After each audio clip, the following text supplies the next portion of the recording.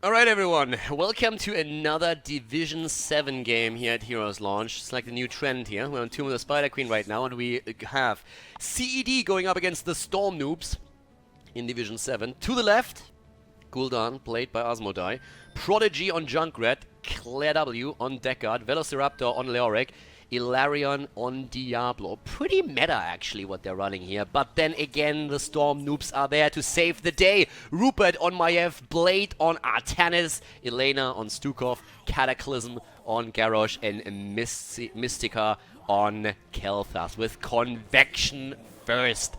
There we go. Someone has to save the reputation of Division 7, and yes, the Storm Noobs, they got your back. Already set up down to the bot lane. It's going to be Artanis against Leoric. That's what we're going to see here. We have Convection, and we are going to keep an eye out on Mystica. Is he going to come through for his team, or is he going all in on the feeding? We're going to find out, and we're going to find out soon. When we're looking at talents, I mean, we're going to have interesting builds coming in, but so far most of them actually still stick with the meta a bit when we're talking about the lineups here, especially looking towards that Leoric with the Austin's renewal again. Okay, already the tether against Cataclysm, and he's trying to make his way back to base. Ilarion helped out a little bit with that. And all the way up to the top, a sole single Gul'dan trying to get the wave clear in. Of course, when we're looking down to the bottom of the map, Artanis going into the amateur opponent, as you do. And let's see what Blade can actually pull off. Is that Blade? That can't be the Blade. No, it's like the same spelling, the same thing, but it's not like the ex-HCC player. Like, that would be a little bit weird to have that in Division 7 here. So yeah, Prodigy, tethered, moving out, and Garrosh missing that a little bit. Talking about missing, we're having actually a couple of misses and hits here. There's a little bit of random cooldowns that are being thrown out, but so far it's working out for the blue team. They're going, they're having a little bit of trouble on Ilarion on the other hand. Cataclysm is looking for the kill, and Elena looking for that follow-up. I mean, in general, you look at the combo and you're thinking immediately, okay, you have Garrosh setting something up, the Gravity Lapse follow-up, and then Elena with a quick silence. It's great. You need the damage output. Not really the most burst damage here, but you can still try and follow up on the target and then deliver the first kill. But so far, it's them just trying to get those turn-ins and, of course, hold on to those gems as much as they can. We're gonna have a bit of a look here for Mystica and see if he can really follow up on that connection. Nice stun into the wall, but Diablo's a little bit low. Oh, spreading the bomb. Yep. Prodigy low, and Diablo goes down. First blood already. The corpse even being kicked here as he's on the ground. So, yep, the red team is showing absolutely zero mercy here. At the bot lane, it's a little bit of a standoff that you have between Blade and Velociraptor on his Leoric. I don't think too much is going to happen there. But that kill against Diablo has definitely taken the wind out of the sails of the blue team a little bit. For Mystica, things are going well, though. I mean, he's not really under too much pressure. He has Maiev at the front and Diablo too. So the team is going to heavily rely on that damage output later on in the game. And now, up to the top lane, having also Shield Surge taken as a level 4 talent after the amateur opponent that we already talked about a little bit. We're also seeing now one good spread. And Diablo again in trouble. The silence, the gravity lapse, and Ilarion walks away for now. But Rupert is already on a mission and trying to drop him. Not quite able to pull that off though. But we're still having the pressure through the mid lane here, trying to get that wave completed. And they have more gems also turned in. Still keeping an eye out here for Kel'Thas. Is he going to complete his quest talent? Yes or no? Interrupt attempt up here, a little bit of stacks for Asmodai as he's trying to get his Echoed Corruption into play. At least that worked out when it came to the talents. And again Diablo, but this time they're actually putting Cataclysm into the bad spot, and that was a really nice move, but he still is able to walk away for now. Where's the damage, bro? Cataclysm just walks away, not really stopped here. It was actually kind of nice, but Asmodai missed a couple of those stacks that we were trying to drop him. So not a lot of kills in this game so far. A lot of opportunities though. Another one as Claire gets thrown in, and there's the immediate follow-up, and down she goes. Deckard Kane eliminated, Diablo suffering as well. Another throw against Cataclysm as Junkrat is at least getting the jump through. But they have now an 0-2 against this. So, yeah, things so far are actually looking good for the Convection game. We're having 12 stacks already on Kel'Thas, 10 on Gul'dan, and still all the pressure coming from the red team. The Storm Noobs are doing well. Storm noobs are definitely doing well so far in the game here, and if they also complete that, that would be, of course, great for them. But let's see, they're trying to get the turn in, and it's going to be a little bit of a runaway game, if I'm going to be honest. I mean, right now you look at it, and it's already the first turn in that we're talking about here. The interrupt against Cataclysm is there. Asmodai was stacking that a bit with Deck Arcane, though, and that was a problem. Now Diablo is coming in and is trying to make sure that Cataclysm doesn't get that through, but there's the turn in. Bombs are spread again. Diablo moving in, getting a little bit of a bloody nose in the process, and then moving away. Down here, the fight still ongoing between Leoric and Artanis. Well, the 7 talents are in, and we have the full spec into the Flame Strike for Khaldor. Going all in with that. Level 7 talent here, on the other hand, when you're looking towards Deck Arcane, not going into any kind of Smaragd play here, but instead the Cube Master.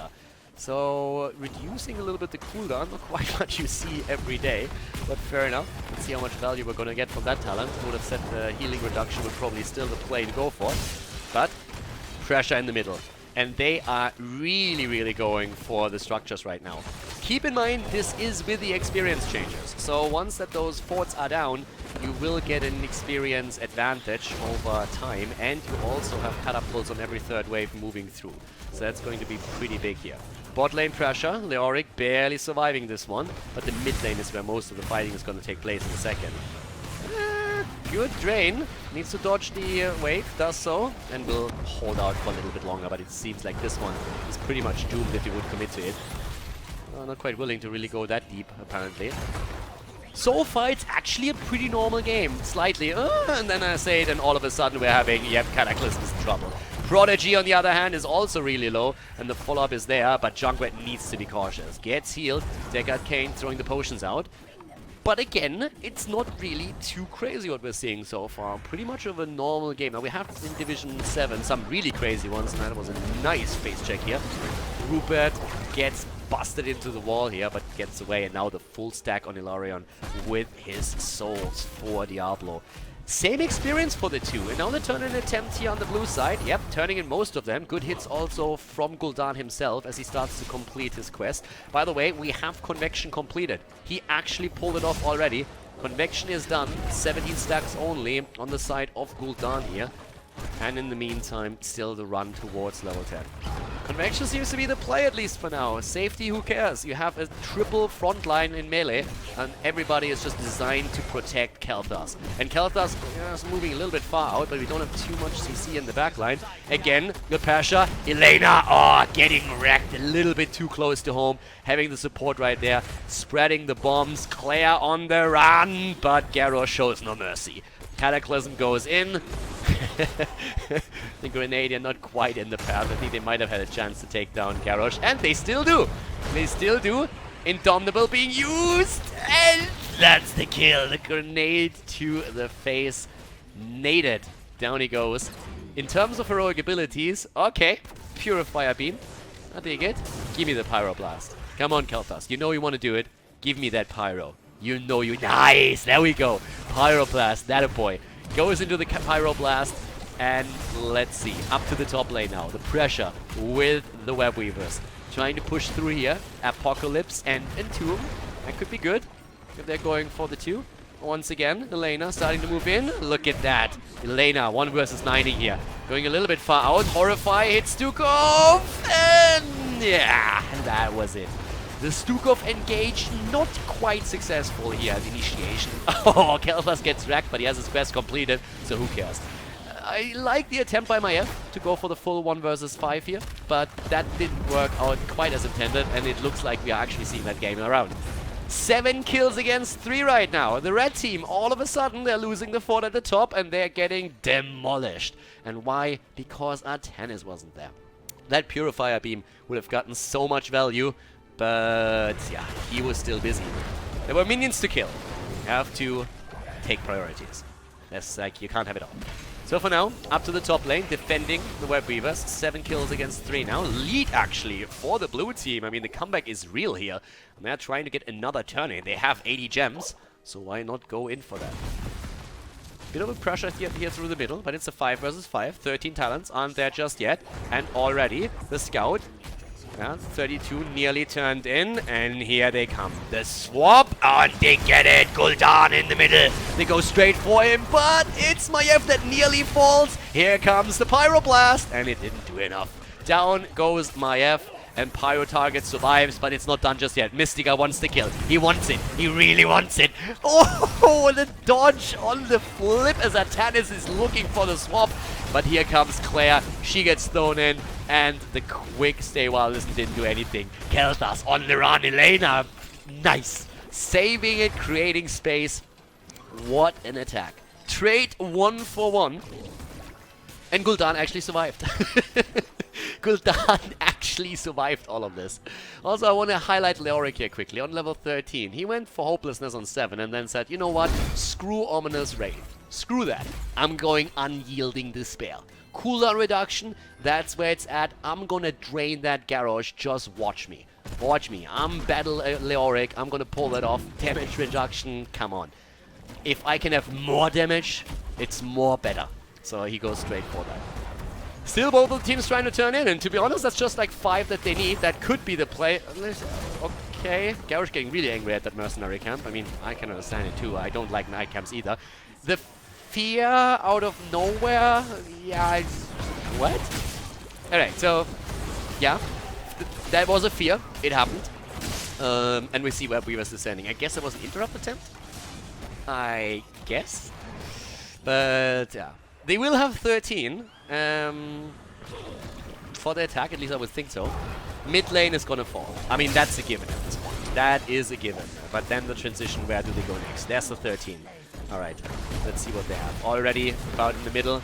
Heavy push. Wave should take it down. Close, not quite. Rotation happening. Kel'Thas. Okay. Maiev is in the middle, and immediately Entomb on the ground. The silence. Where's the apocalypse? It comes, but it's late. But it doesn't work. Double kill. They go down, and boy, do they help Gul'dan. Jesus Christ, they're shitting on him. Purifier Beam and the Pyroblast on Gul'dan. They really don't like that guy, do they?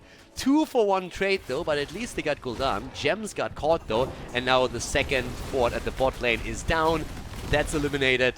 And still 15 versus 13. 13 talents, by the way. Backdraft, as you do, making them a little bit slower, slowing them down, you know, I mean, yeah. Against an opponent who runs 2 melee heroes at the front line, that is, I mean, it does something. It's a question if it's really the choice, but again, backdraft. Yeah. I've seen it against quadruple melee combos in the past, not quite in this particular setup, but alright. Damage output. Look at that Kel'Thas. That's why you go convection. And please, kids, don't do this at home. And the Horrify is there. No immediate follow-up, but Diablo is going for it. He wants that Kel'Thas. He wants him. He goes in, but they can't get him. I love how Leoric went for a different target immediately in the fight. But this battle isn't over. There comes the Entomb, and they're going for Atanis. What was that raid? They're going for Atanis, and everyone is just running away. Everybody's running, but Rupert might fall. Dodges. Vault of the Wardens is not enough. Where's that Pyro if you need it? It's on cooldown. But already they're chasing Gul'dan away. Everybody low on the right side, though. Who needs synergy? Look at that 16. The Crushing Hope. Unyielding Despair and Crushing Hope. Going full in on that. Uh-oh. Mystica needs to be careful. Look at Gul'dan is all the way on the right, and the fight isn't over yet. Asmodai! Asmodai! No! Garrosh survives, but here comes Atanis. Atanis, best Atanis. Goes in, takes one down, flips through, runs away, needs the shield, gets it. Full focus on him. 4-man commitment that we're seeing from the blue team. They get that second kill. It's a 2-for-1 trade for them. And here come the Web Weavers coming through, and the random Pyroblast into the backline. Claire is fine. Who would have thought? In comes the engage. 3 versus 4. That's when you want to go in, right? So immediately the cage being used here. They push past. They lose the one, and they're gonna lose. Everybody's... Wait, what? Everybody runs away from the scary Garrosh with 2 hit points. But finally he goes down, and Kel'Thas dies as well. Yeah. Another fort is also falling at the bottom of the map, but we have now 16 kills against 6. And considering how this game started, I have to say, didn't quite see that coming. Was a little bit of an interesting turnaround. Especially that last fight. The web weavers are down, and then of course the initiation there was a little bit, let's call it questionable. And now the boss commitment. And of course this is going to do quite a bit of damage here towards the top. In terms of builds, by the way, I want to show you the Harvest Life here. So again, he gets value out of it, right? So going for the full drain life, trying to stay alive a little bit longer in those cases. We have Junkrat going on level 16 into the spread volley. And outside of that, there's a lot of stuff that is still okay. I mean, Blades of Templar, getting the attacks. They really like slows, don't they? I mean, we have a couple of these slowing talents at this point already. Backdraft being one of them, for example, so you can work around that. We have Fury of the Sunwell for Kel'Thas. I'm talking Kel'Thas, let's look at the damage output for him. 47,000. On the same level as Junkrat. Another turn in. Blue team gets one turn in after another. They get the objectives. They're getting also the immediate boss at the top, so that should actually net them a keep. Should them at least net one keep. Might even be more. Depends a little bit on the engage now. But there we go again, Kel'Thas. No level 1, no shield, down he goes, and exploding the tire. That's the end of Gul'dan, actually, as we're seeing Rupert staying alive. Rupert rushing away. This isn't over yet. This isn't over yet. 3 versus 4, yep, but Cataclysm runs away, throws them around. Diablo with the initiation goes in deep. The throws, and Rupert falls. Maiev dies, so does the keep. And this could be way more. This could be the end of the game, as we are having a 4 versus 3 on the map. Heavy commitment to the attack now. Web Weavers in the middle, already doing pressure. Down here, the same thing happening as we have catapults amassing and the core is under attack. Elena moving away, saved by Junkrat, who catapults her straight into the Nexus for the heals. That's a fair play move right there from our blue team player. The swap against Blade, swaps himself into 5 but doesn't get attacked, so it's all good. Claire running around, so does Larion. Shields are gone. Here comes the Entomb, the kill against Junkrat, and they're still fighting. They're still on it. The runaway here as we are having the core without shields, but Leoric falling. Another fight down there as Blade runs away, but of course the Purifier Beam chasing Diablo out, and they are holding. They are holding for now. The Sparta doesn't fall. This is it. Cataclysm, Blade, and this is the time. I mean, if there ever was a time for a comeback, it's now, right? Level 20 talents. This is where the good stuff starts in this Division 7. This is where the good stuff starts. But again, Hellgate, pretty meta. Buried alive. Yeah, pretty normal. Bottomless flask, I like it too. What is this? Is this HEC? Like, I don't know. The Cannonball and Haunt. Like, I'm not quite sure what I'm watching here, but this looks pretty normal to me. I want my money back. This is unacceptable. 80% on the core. If only you had a mule. But let's check that damage output after that last hit. So, 58,000 damage. 50k on Kel'Thas. It's time for a comeback, baby. It's the time to shine. Half a level until 20. Set that combo up. Get that silence. Make that initiation happen. Cage, silence, Purifier Beam, drop that Pyroblast, and go for it. That's what we're looking at right now. Already looking at the middle. Yeah, there's an engage attempt towards Rupert. Maiev, no dodge. Ooh, gets away. Maiev. Ooh, run, baby, run. Rupert on the run, gets away, and then the Hellgate comes in, and the rest of the team is just like, yeah, screw you, dude. Like, you're on your own. No. Rotate in? Are you crazy? Like, you're on your own, buddy. We're getting 20. We're getting 20. It's your fault. Way too far out here. No support, no assistance, no problem. But then again, they don't have enough gems to turn in completely, right? So they can't really get anything. And here's the 20. There we go. Master of Flames. All right. Master of Flames, I see you. Here comes the target purified. We're having a Shadow Orb and the Bio Explosion switch. Okay. It's time for a comeback, as I said before. This is the time to turn in. You won't be able to just get there yet with a turn in, but there's definitely a chance to still force a fight. That Maiev is going to come back soon. 20 kills against 9. We definitely had a couple of kills in this game, right? The engage, and the flip, the stun, the tire, the kill. And Leoric is there too.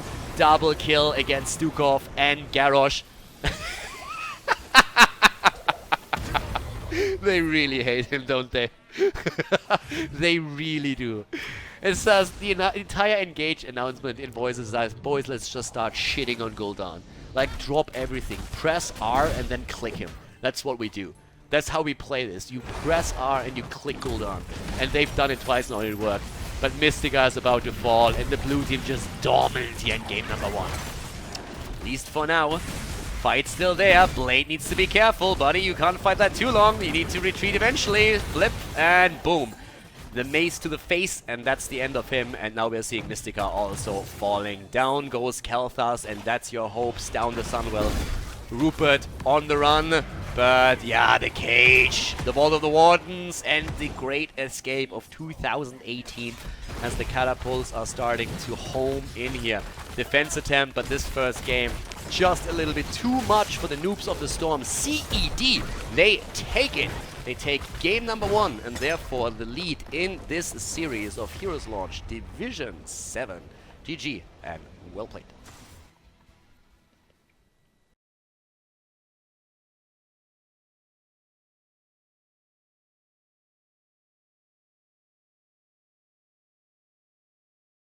Game number 1 was a little bit of a storm towards the end, but game number 2 promises this little buddy over here. We're gonna come to him in a second, but first let's introduce the team on the left in blue. CEP, not CED, with Asmodai on Greymane, Prodigy on Kerrigan, Claire again on Deckard, Velociraptor on Dehaka, and Uther on Ilarion. Double support. Who needs a tank? Screw tanks, we don't need that. We go full in A today and we play Uther frontline. To the right side of the map, on the other hand, we have the Storm Noobs with Rupert. And he just said, boys, last game, it didn't work out. Screw my F, we need to go for a strong hero. Let's bring in the Gazlord. Elena on Stukov again, Cataclysm on ETC, Mystica on Ophia, and Blade on Arthas. And it is game time as we are heading into Infernal Shrines and Gazlord committing to the extra TNT. Alright, it's Gazlord time, and that's always scary. Scary for everyone. We have actually a double front line here, nearly triple on the side of the red team. Here comes Kerrigan with a combo, and the kill! First blood as Kerrigan goes straight into it. Mystica the entire time, chomping away here and getting those hits in. But of course the question is, what is Gazlord doing here? He's feeling a little bit caught, doesn't see the rotation coming. Why would you communicate that run? And he is dead in the waters. That's... for a second I was like, don't tell me he gets away here. I was worried for a moment. I call him dead and then he just keeps walking. And I'm like, there's no way he runs out of this, right? That's not happening. Double kill against Gazlord. I'm still wondering what the play here is. Are we going to see a full wombo around the gravel bomb and maybe Ophia with the jaws again? Is that going to be the play here? Or what are they going to do? The double support, no real tank, melee assassin build that we're seeing from the other side, on the other hand, has so far done well. And again, if you only watch North America, that's what happens. That's what happens. You watch too much Tempo Storm and you're going to run around with Uther as a main tank. That's just the name of the game. I'm not sure what to tell you there. Just wait until Samuro with Blade Storm is being picked. For now, though, it doesn't really work out for the red team. So the NA build here is actually working out. I mean, they got the 2 kills.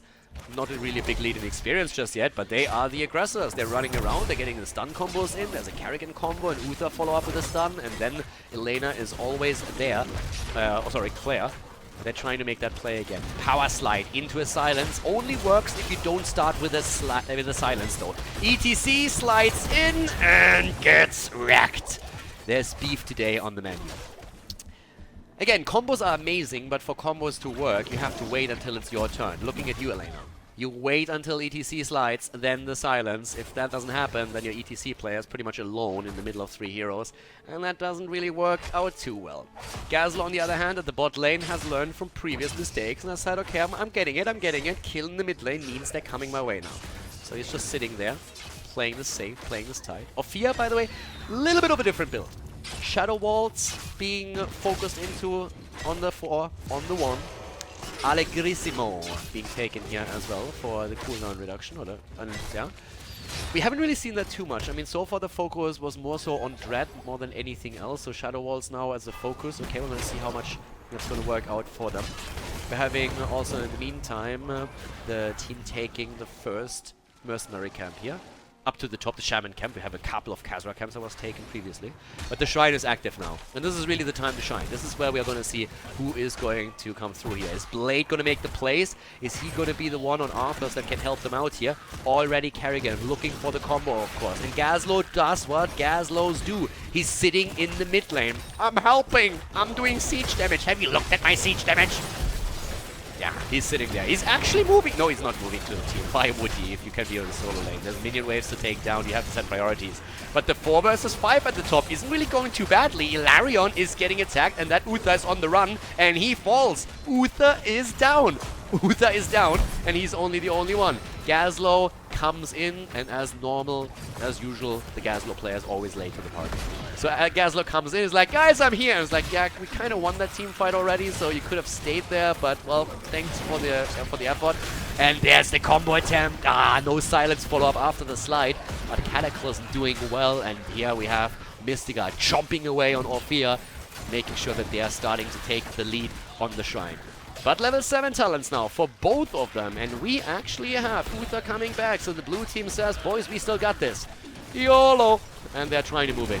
Here comes the combo attempt. Again, Devour on the ground, Dread being used. Asmodai goes in, the TNT, the stun, and the quick cleanse on Kerrigan, but the Punisher is already taken. Asmodai rushing out, or at least trying to. In terms of talents, let's have a quick look on Arthurs. Arthurs with the Eternal Hunger, Frozen Wastes, and the Immortal Coil. Bit of a different build, like we have seen some of these things, but he's adding even more now. And of course, Eternal Hunger could have even seen the Frozen Talons here.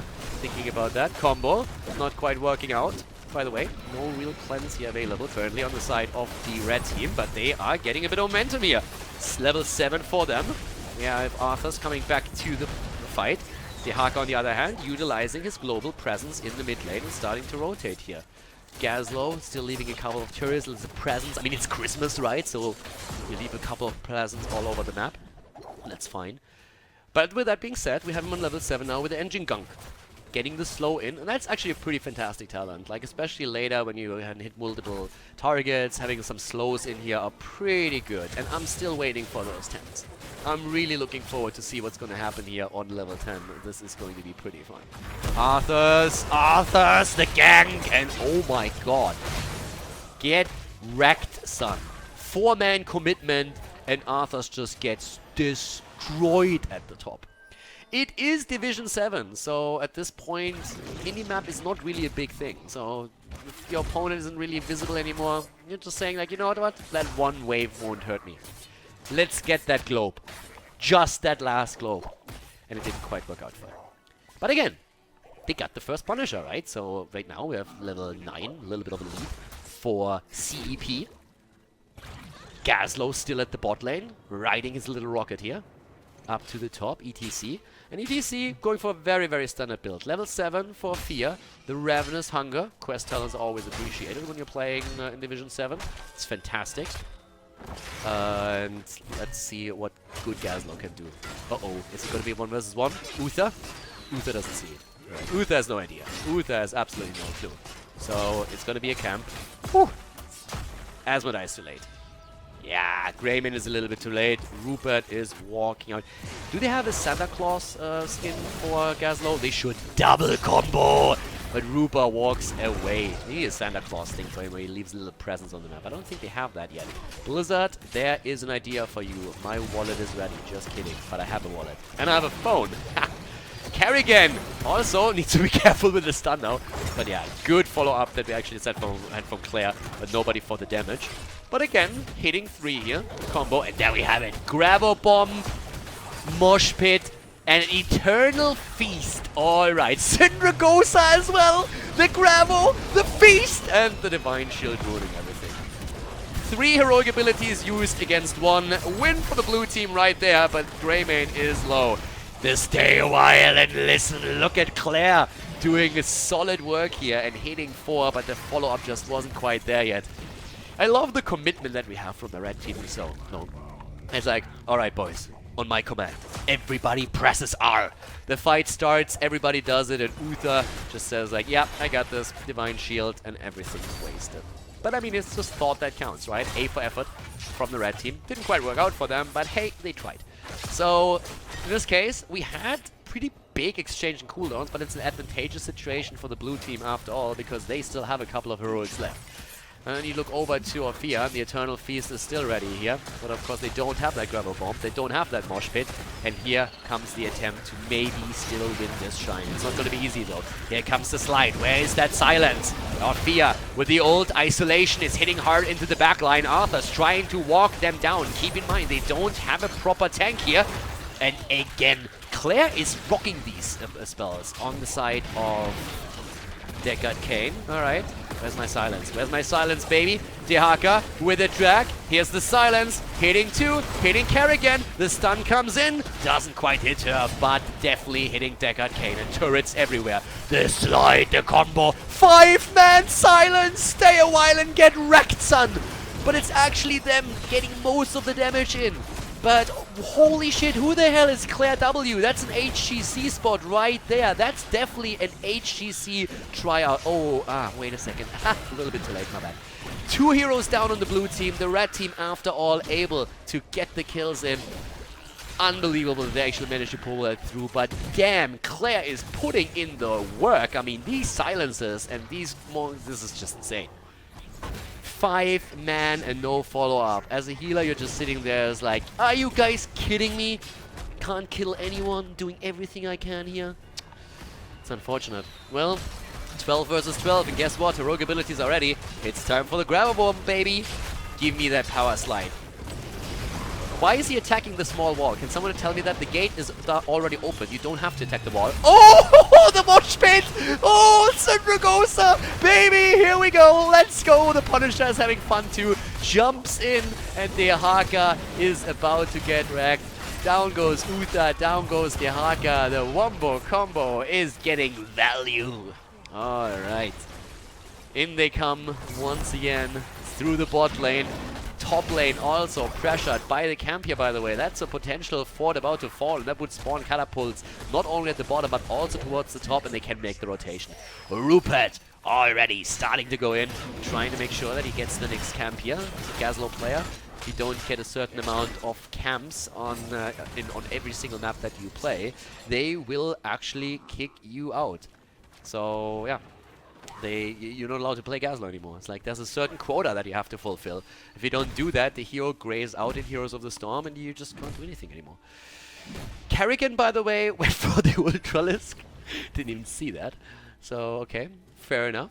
Fair enough. Ultralisk on Kerrigan. Okay. Trying to get that stun through. And when we're looking towards... by the way, Orphea has basically realized talents that look the same are good. Going for determination after speccing into the 1 and 4 already with the Shadow Waltz. Same, by the way, is also true for ETCs and also for Gazlord. All of them realizing, hey, wait a second, I have talents that really look the same. That's cool if I go for them, right?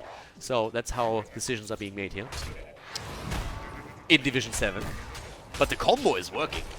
The combo is working. That last one, Mosh Pit into Gravel Bomb. Personally, I would have thought it's the other way around. But no matter how they play it, they are getting damage in. Rupert wants it. You know it. You look at him and you're saying like, hey, he is ready for that Gravel Bomb. We were let down by Judgment Material the other day when I Am Link did not use his cooldown in time. But I'm sure that Rupert is just on the edge right now. He is caressing lovingly that R button, just waiting for the opportunity to get that through. And that might be his chance right there. Here comes the slide, here comes the silence. Gravel Bomb, baby! Woohoo! It's a 4-man! And Hilarion is down. No chance to use the Divine Shield here. And we're seeing Kerrigan also, yeah, going for that Bone Prison, and that didn't really work out. Sorry, for the Chrysalis, that didn't work out too well. Look at these sleeps, though! Look at these sleeps! Claire W, that's a support for the ages. Like, that is money right there. A little bit too late to save Dehaka and Uther, but hell, she hit it! Gets the sleeps in, hits them hard, but they are level behind right now, and the Gravel Bomb combo is once again there. Massive Gravel Bombs coming in. Kerrigan trying to set combos up. It's not working, though. And that fort is about to be eliminated. Didn't even need Arthur's. Why do you need Hyundrimaru? Why do you need Sundragosa if you have a Gazlord? And he loves his gravel bomb. You can tell. And he's on point with him too. Then again, Uther just has trouble currently to get that hand of protection and the Divine Shield through whenever these moments happen here. This is a little bit tough for him.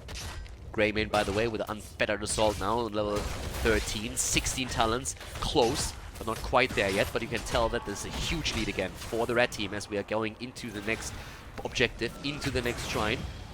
But then again, we're in Division 7. The game can turn at a moment's notice. We've seen it before. We might see it again here. And here we go. Protector. Punisher. Arcane this time. The big one. Look at Ilarion. Main tank. They're going for Arthas. Here comes again. Chomp, chomp, chomp, chomp, chomp, chomp, chomp. Blade goes down. But he gets the Yetsunugosa through. Again, the silence. Trying to make the play here. Arthas is already down. They're going for Mystica. And Mystica is on a run. Run, Orphea. Run, run, baby. Run. Here comes ETC. And the gravel, baby. Yay. There we go. The silence is there. Unfortunately, the TNT misses everything. The Ultralisks, the only thing fighting, it's a 5 versus 4. Talent down, but what the hell. Let's do it, boys. We have another camp in the middle. Could go for the wave, get level 16, but no, instead, just trying to focus on the Punisher. Get the objective, try and take something down here.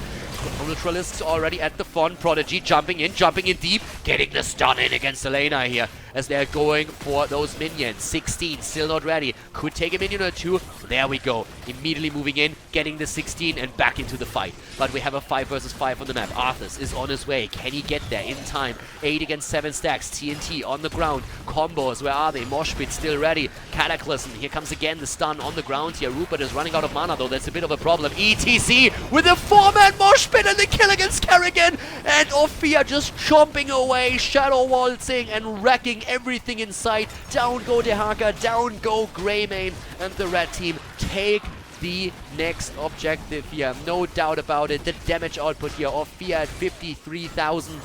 Arthas is running down Ilarion here, or is at least trying to clear with a save so far. The only one on the blue team without a death yet. What a play. The Gazlord. Massive TNT coming in for him. Massive plays. 16. The second charge working out extremely well for them right now. And with all the forts gone, catapults are pushing and they want so much more. They want the keep right now and they're pushing in. Same icon, still good, right? So let's go for the Bond of Anguish. Shadow Walls, more damage. Also, Frostmourne feeds and Frost Strike. Arthas has discovered the value of going for similar looking talents. Going straight into an auto attack build. And he brings the pain right now. He definitely does. But they're going for that. And they're going to get the key. Catapults to the mid lane are going to be constantly here. But they can't fight. And you know why? The real hero of the game isn't here. Gazlord is at the top. He's defeating the camp. He's dealing with the biggest threat. He's going for it. And again, 16 versus 18 now. And they go in again. Jump, jump, jump, jump, jump. Shadow walls. Doing Orphea things. They would like 20. They get the camp. But they need to move away. Can't be forced into a 4 versus 5 fight. Don't want that. There's a Kerrigan on the other side. And guys, if you learn anything from this game so far, anything, it doesn't necessarily have to be that Gazlord is viable. Like, I would still dispute that. It's that you never, never go full NA. No tank, double support with a Kerrigan Dehaka. Might have been the play here. But as it turns out, that WOMBO combo that we're seeing on the other side is really good right now. So once again, Cataclysm, they take the map. They take the camps. They're painting the map red at this point, and they're on level 19. The middle is through. There could be the fight. This could be it. Ilarion at the front. Frontline Uther, ETC with a mosh pit, but gets dragged immediately. Here comes Syndragosa. This might be the chance. Prodigy is low though. Orphea goes in and wrecks everything in sight. Get destroyed. The little girl with a coffin is just taking that coffin and slapping it in people's faces. What a stomp here. The damage output, Mystica, oh boy, he hurts. That's 3 down, 13 kills against 3. Here's the Divine Shield on Deckard Cain. Claire hasn't died once yet. Not once. 13 kills against 3 level 20 talents. Here we have it. Monster within Syndragosa, depths, advanced, movement speed, always awesome. And of course the gravel bomb upgrade into the miniature black hole. Might not even see it in this game though, because right now all the signs point to a victory of the red team. They go for Larion, they take him down, and this is going to be it. We are gonna have game number 3. Our true hero of the Nexus, the Gazlord with the turrets. He's gonna make it here. They go for the core, they take it down. The defense is there, but it's too late, and this is going to be the tie in the series as the Storm Noobs take down CEP.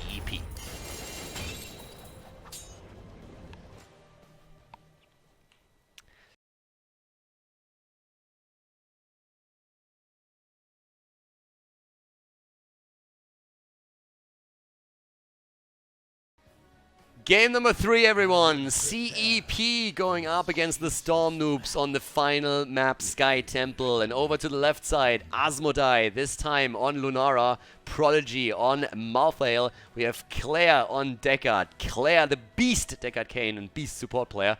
Velociraptor this time on Liming and Ilarion on Diablo. And look at that comp that we're actually seeing for the Storm Noobs. Rupert on Gazlord, I've seen this before. Blade on Arthas, sounds familiar. Cataclysm on ETC. Did he play ETC last game? And Orphea played by Mystica. Only Elena changed the hero, Brightwing, in the game over Stukov, but it looks like they're going for the same play again. We're going to see the Gravel Bomb, we're going to see Syndragosa, ETC with the Mosh Pit, and the attempt to go for a WOMBO combo here. Worked quite well in the last game. Question, of course, still remains if it is going to be possible for them to make that work again.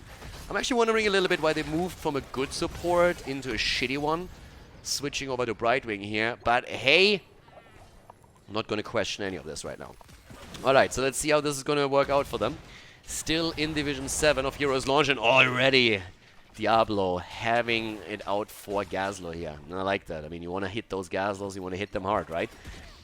I'm really interested to see how that combo is going to play out in this particular game. I mean, the last game was just nuts. Infernal Shrine was a lot of fun, and so many times they actually were able to stack quite a bit of that. The attempts at the Syndragosa and lining him up was definitely interesting. And the combo, I mean, when it hits hard, right? If you are able to put it in play, then it's brutal. Lunara in this game now as well. Now, I'm still a little bit weirded out by some of the heroes' choices that we are seeing on the side of the blue team right now. Prodigy on his Malthael again also has to still prove that he can get those last rights in and hit them.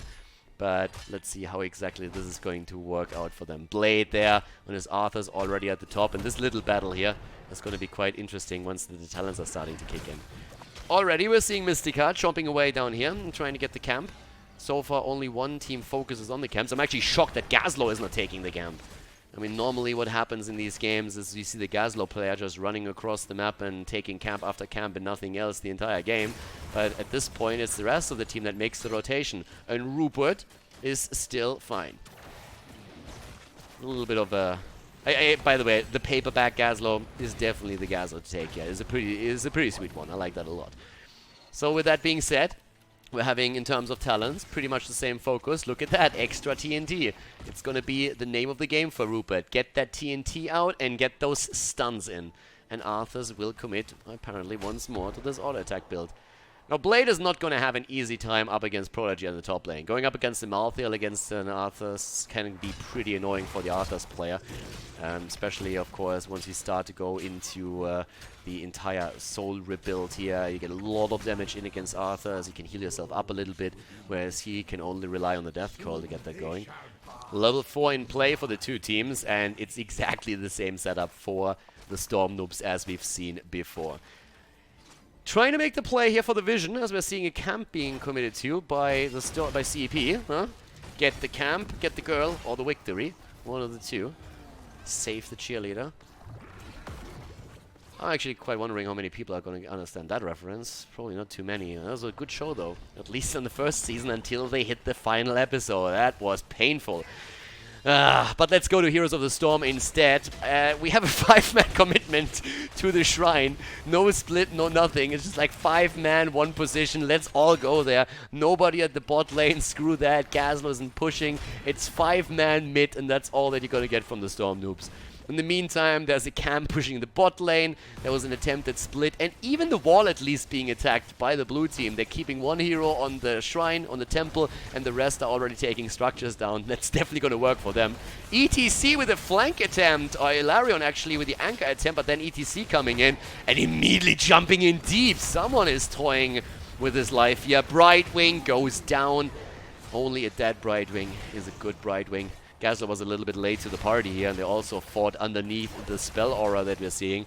So right now, the first fort already in trouble, and Diablo going in deep again. Both of the tanks right in front of him, but Cataclysm gets locked down by Claire on Deck Arcane. Good lock-in. Ilarion even getting away. And the kill against ETC. 2 kills against 0 already. The shrine completed. Level 7 in their hands. Calamity for Liming. Deck Arcane again with a Cube Master here. Going for the cooldown reduction. The camp at the bot lane is still doing fine. Is taking more structures even as we're talking about that. And Gazlord is sitting in the middle looking pretty. Why would you deal with that bottom lane? There's minions to kill right here. Oh, you travel all the way down to the bot lane if you can have their happy place committed to. Okay, so the start not really the greatest on the side of the Storm Noobs, but now it's camp time again, and this time Ilarion is actually invading here. Gets the hit against Mystica, and Ophia trying to get away here. The slow is ready though, and Diablo with the last and final hit. Gazlord still trying to take the camp. Why help out a teammate if you can't commit to mercenaries? That's the play, the stuns, and he's still sticking around, gets body blocked and taken out. But the TNT at least hits. 2 more down, level lead. Just saying, that camp at the bot lane, it's still there. Still there. The fight is also still continuing. The red team, Storm Noobs, keep feeding heroes into this little battle here, and I think they should stop, but ETC is at least not falling this time. They're able to keep him alive, but I'm really worried for the fort at the bottom of the map, because now we're not only seeing a single camp, but we're seeing 2 camps going straight in for it. Diablo already completing his souls 5 minutes in, fully stacked now. That's going to be great for him too. And with the fort at the top lane gone, those catapults will spawn every 3rd wave, and the bot lane is very likely going to experience the same thing. Early game, oh my god, again missing the slide, and now ETC in trouble, but a good save here from the rest of the team.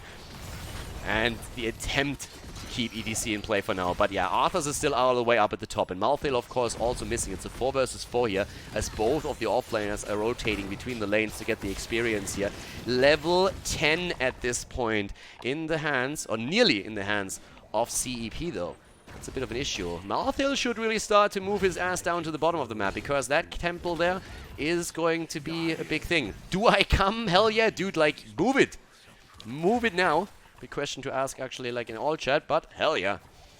It's a 5 versus 4 down here, and they're trying to go for it. Look at that, Claire's gonna try and wreck with a tornado this time. Already the 10's coming into play. 5 versus 4 for the time being, but ETC is already in trouble and they're all moving away. 8 on the board. They don't even have level 9. They don't have their heroics. And ETC is just sliding in and gets taken out by the last rides. Press R, hit the hero, and down he goes. ETC, he might have big balls, but he didn't have the hit points left here. That slide in was a bit of a suicidal move by him. He definitely put them on the table, but that didn't work well for him. It's the first stack for Malthael, and they also start to get everything down here. The rotation is happening. Gazlord immediately said, boys, I'm out of here. There's no mercenary carrying to take down here anymore. I'm at the top lane now. And the rest of them is starting to move away too. Mystica might actually have a bit of a problem here, trying to get away and escapes for now. Velociraptor misses every single skill shot that he just threw out. That keeps Orphea in play. But yeah, didn't even have to juke, just had to walk in a straight line. Always helps. To the top lane though, Rupert doing Gazlord things, as you do. Take down the camp. And they're still waiting for 10. Again, their whole strategy really relies on the wombo combo, right? We know that already. And when your opponent is about to hit your wombo combo, I tell you one thing, it's a pretty dumb idea to go for the boss. That is something where I'm not quite sure if that's really the play at this point in time. They just got all... Look at this, Syndragosa, the Gravel Bomb. They have everything. The Internal Feast, the Mosh Pit. You don't really want to fight on that point. Claire would have to play out of her mind with the tornado and also the wave of force to secure this, and they realize that might not be the play. and instead let the boss leash and move away from it. I kind of agree with that decision. I got a little bit worried when they started committing to it. I was just like, yeah, that is looking rough. That's looking really rough here. But then again, top lane now. The way this is the Gazlord camp, by the way. This is the camp that Gazlord got earlier, but we have someone already defending it. It's not really looking too horribly experienced, to be honest, considering that 2 of the forts are down. 3 forts are down. They got the middle as well, through the temple at the bottom of the map. And they have 5 kills. I could have seen the blue team be even farther ahead than they are. It's not quite the case, so there's still hope for the red team, but this is definitely a very, very different game right now. Double temple activating again. Once more we're seeing Prodigy at the top on his Malthael, trying to take those waves down, deleting the camp. Would have been, of course, a play to maybe push with that too, but how are the Storm noobs playing this right now? What's the move? They still have a fountain in the middle. Helps them a little bit to just tap. Then again, they're all full mana, so they don't really have to commit to that just yet. Alright, Prodigy is trying to sneak a few of those hits in the middle here. Sees that everybody is coming and immediately moves away. Arthas claims vision as the rest of the team is still hesitating. Middle, bot lane, so many directions to go. Which one to choose? They go bot lane. They don't have 13 though. And especially the inevitable end is going to be great once that Gazlord sets up the Gravel Bomb. Here comes Diablo, and Gazlord gets body blocked again. But the choke point, the Gravel Bomb, the mosh pits at Rugosa, and down they go. Li Ming is dead, so is Lunara. Diablo dies, and there's the triple kill. In the choke point, they try to get Gazlord, they body block him, but then ETC with a play, and they're following up on Claire. She can't do anything here, and she is down as well. What a slaughter! Oh my god, the Storm noobs coming out of the bush and just wrecking everything. Mosh Pit, Syndragosa, Gravel Bomb, Eternal Feast, everything put into the corridor, and it just wrecks the entire team. Jesus. That, on the other hand, up here might become a bit of an issue. Yeah, Blade trying to sneak some of these. Okay, Brightwing with the Emerald Wind, pushing them back. Blade still chasing. Not quite sure that's the move, bro. You still have 2 heroes at the bot lane that you should consider. 4 versus 3 already. And Diablo again with the engage. Forward is the only direction that he knows right now. Elena gets last righted. Prodigy dies, and Gazlord falls as well, but hashtag worth it as he gets the kill. Internal Feast being used again as we have Mystica coming in. The slide of ETC again. Cataclysm moving the middle, trying to help Afia out right now, eating the shots. Mystica is low, and Claire kind of missing that last move here, but Mystica dies, and that's worth it for the blue team. 9 kills against 5, 3 kills as they did not wait for their allies. Always count to 5 before we take these fights, guys. Do we have the same amount of heroes? Yes, then we can fight. Do we not? Then let's retreat for now. Here comes the Lightning Breath and the kill. Claire again with a lockdown here to Deckard Cain, keeping sure that they are not moving away. And now it's boss time. At this point, you have 2 heroes still down, and it's unlikely that we're going to see the Storm noobs catching up on that anytime soon. Vision in the mid lane shows that Gazlord is not moving into position either, so they're going to make sure that they have the position to take the boss. And that boss is going to be a bit of a beast. We have 15, 16 nearly for the blue team. Looking strong here. Double the kills, and yeah, that's a little bit too late. Syndragosa comes in regardless and hits the old man, slowing him down even more. If you slow him down a little bit more, he moves backwards in time. But yeah, that tool didn't really do too much. Especially since half the team was still missing and ETC wasn't even there to begin with. So that's a cooldown burn. But they're going straight for the boss now and try to defend it. Whereas the blue team, CEP, is just simply moving straight into the middle of the map, taking the remaining shots on the temple, and are also attempting to steal that camp away or try and surprise Cataclysm.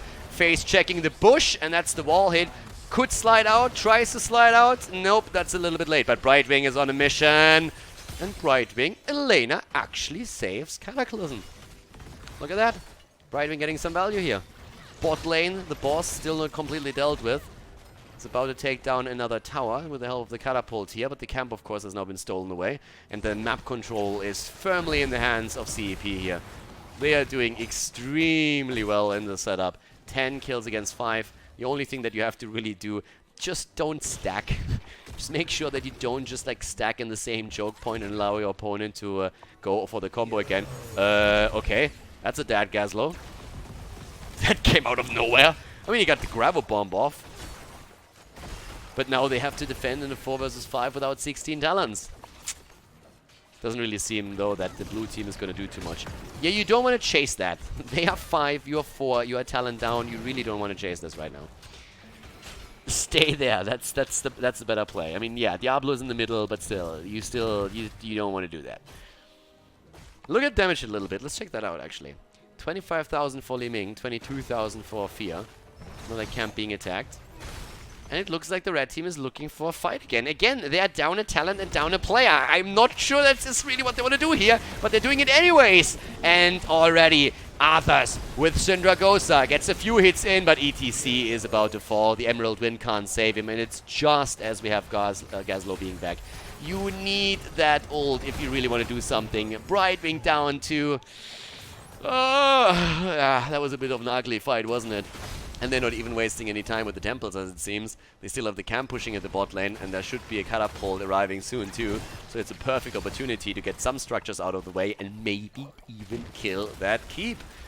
It's finally 16 versus 16 in talents though, but 2 heroes down mean this is a big numeric advantage now for CEP. Because as we're learning here in Division 7, 5 is bigger than 3. The TNT makes it a little bit difficult. You don't really want to commit into that. The orb a little bit too short to do damage, but they still go in and nearly take down Rupert on Gazlord. The rest of the team is back, and now Elena is down. Mosh pit commitment wasn't quite needed. Gazlord still falls onto Lunara, and so does Arthas, and all of a sudden we are looking at a potential game even, if I think about it. Yeah, sliding away here. I'm not quite commit to that yet, but there's still 2 temples on the map that you can easily grab, and I think that's what they're going to do. Losing 2 more heroes, 15 kills against 6. CEP is definitely making the plays right now. And Malthael is starting to rotate towards the top a little more aggressively. At the bot lane, we already have Diablo in position to take those shots. He's going to get those.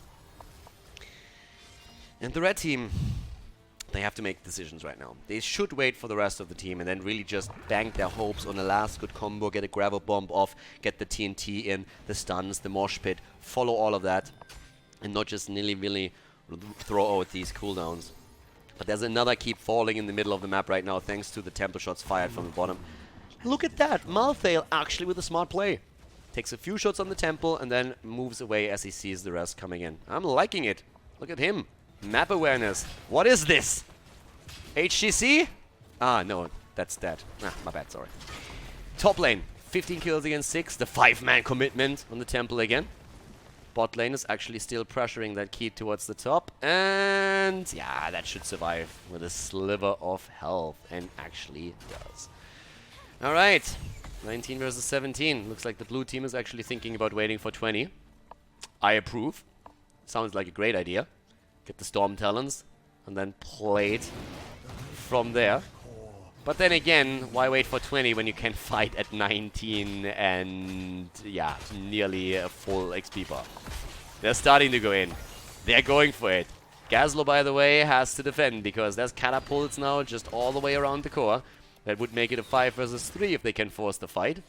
So that would still work out quite nicely. But yeah, they're buying time. They're waiting for 20. I'm liking it. I'm liking it. Putting some thought into that, getting the 20. They don't want this to end with them getting wiped here and then all of a sudden the red team coming back into the game. For the time being, the red team is looking like they need some desperate miracle, an incredible one at that, to make a comeback into this one. 20 talents on the horizon now. Tal Rushers for Li Ming. Hellgate for Diablo is going to look for it again. Thornwood Vines upgrade for Lunara. And here comes Cataclysm. Moving into vision right away. They know where they are. They know they're in the bush.